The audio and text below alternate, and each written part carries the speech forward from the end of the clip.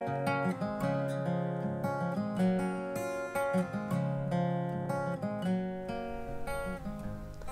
morning. Today's scripture reading is from 1 Timothy chapter 6. It starts with the 6th verse. It goes like this. These people think religion is supposed to make you rich. And religion does make your life rich by making you content with what you have. We didn't bring anything into this world, and we won't take anything with us when we leave. So we should be satisfied just to have food and clothing.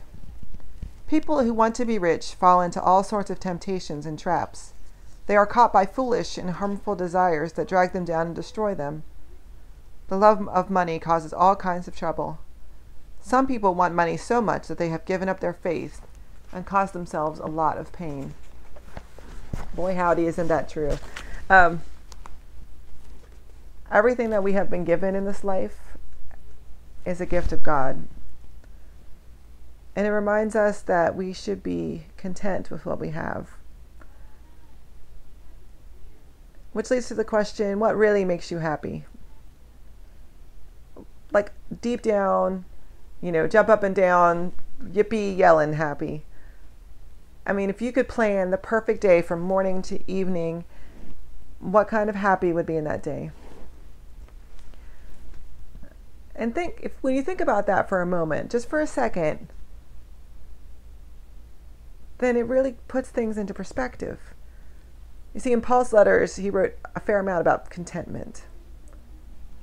That sometimes we think of contentment as sort of a neutral state, just sort of a, consistency. Or we think of contentment as settling for less than the ultimate kind of happiness, or less than the best. But that's not what Paul means in 1 Timothy. He says that kind of deep down in your toes happiness comes from living the life that God created you to live. To live walk in the ways that God directed you and created you and has planned for you. That living into the abundant life that God created for you. And at times I think we get distracted by what we think a happy life should be. The external expectations of what happy lives look like. Or we get wrapped up in what somebody else's happy life looks like.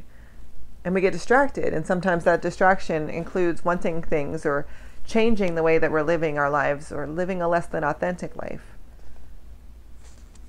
And Paul reminds us here that contentment is not about what you have or about a certain set of things to do or certain ways to live your life or certain kind of clothes to wear or any of those kinds of things.